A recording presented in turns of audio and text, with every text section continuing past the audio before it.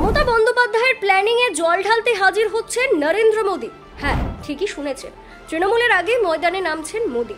শহীদ দিবসের আগে বাংলায় ভোটের দামামা বাজাবে বিজেপি। এখন থেকেই প্রস্তুতি তুঙ্গে। জানেন বাংলার মুখ্যমন্ত্রী কোন প্ল্যানিং এ জল ঢালতে আসছেন মোদী? ঠিক কি প্ল্যান নিয়েছেন তিনি? কেন এখন থেকেই মোদীর প্ল্যানিং এ কাঁপছে তৃণমূল? কেন তৃণমূলের সব পরিকল্পনায় জল ঢালতে চলেছেন প্রধানমন্ত্রী নরেন্দ্র মোদী? দেখুন, পশ্চিমবঙ্গের রাজনীতিতে জুলাই মাস এক উত্তেজনাপূর্ণ অধ্যায় হয়ে উঠতে চলেছে। রাজ্যের শাসক দল তৃণমূল কংগ্রেসের ঐতিহ্যবাহী শহীদ দিবসের সভা 21শে জুলাই অনুষ্ঠিত হবার কথা, আর তার ঠিক আগে 18ই জুলাই রাজ্যের রাজধানী কলকাতায় এক বিশাল জনসভা করতে চলেছেন প্রধানমন্ত্রী নরেন্দ্র মোদী। এই সভাকে কেন্দ্র করে রাজ্য রাজনীতিতে চরম তাপমাত্রা বেড়ে চলেছে।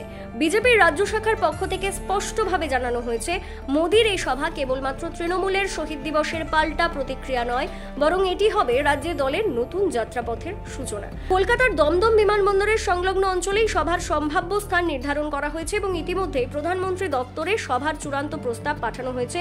বিজেপি সূত্রে খবর, মোদীর এই সভাকে সামনে রেখে রাজ্য জুড়ে ব্যাপক কর্মসূচি হাতে নেওয়া হয়েছে। বুথ স্তর থেকে জেলা পর্যন্ত সব পর্যায়ে কর্মীদের চাঙ্গা করতে শুরু হয়েছে প্রস্তুতি। বিশ্লেষকদের মতে এই জনসভা বিজেপির জন্য একাধিক দিক থেকে গুরুত্বপূর্ণ। প্রথমত 2024 সালের লোকসভা নির্বাচনে পশ্চিমবঙ্গে প্রত্যাশিত সাফল্য না পেয়ে কিছুটা ধাক্কা খেয়েছে বিজেপি। দ্বিতীয়ত রাজ্য রাজনীতিতে নেতৃত্বে এসেছে পরিবর্তন। শ্রমিক ভট্টাচার্যের হাতে বিজেপির রাজ্য সভাপতির দায়িত্ব তুলে দেওয়া হয়েছে। এই নতুন নেতৃত্বের সময় প্রধানমন্ত্রী মোদীর এই সভা হতে চলেছে, যা বিজেপির রাজ্য শাখার জন্য এক বিশেষ মনোবল বর্ধক বার্তা। রাজ্য বিজেপি মনে করছে 18ই জুলাইয়ের এই জনসভা হবে এক প্রকার শক্তি প্রদর্শনের মঞ্চ। মোদীর উপস্থিতি কর্মীদের নতুন উদ্দীপনা দেবে এবং সাধারণ মানুষের মধ্যে বিজেপির বার্তা আরো কার্যকরভাবে ছড়িয়ে দেওয়া যাবে। শহীদ দিবসের সভার ঠিক আগে এই পদক্ষেপ তৃণমূলকে রাজনৈতিকভাবে চাপে ফেলতে পারে বলেও বিজেপির আশা। রাজ্য সভাপতি শ্রমিক ভট্টাচার্য ইতিমধ্যে স্পষ্ট করে দিয়েছেন, বিজেপির লড়াই তৃণমূলের বিরুদ্ধে ধর্মের ভিত্তিতে নয়, এটি উন্নয়নের অধিকার লক্ষ্য।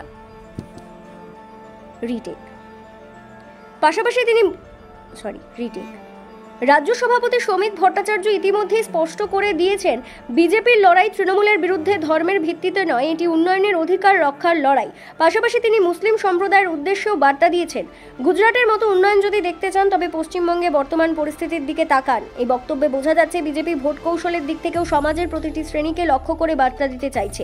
উল্লেখযোগ্যভাবে প্রধানমন্ত্রী মোদী এর আগেও পশ্চিমবঙ্গের রাজনৈতিক ভাষণ দিয়েছেন। গত 29শে মে আলিপুরদুয়ারে ভাষণ দিতে গিয়ে তিনি তৃণমূল সরকারকে নিশানা করেছিলেন। বিজেপির দাবি ছিল মাদক চক্র, দুর্নীতি, কর্মসংস্থান সংকট এবং নিরাপত্তাহীনতার পরিবেশ তৈরি হয়েছে রাজ্যে।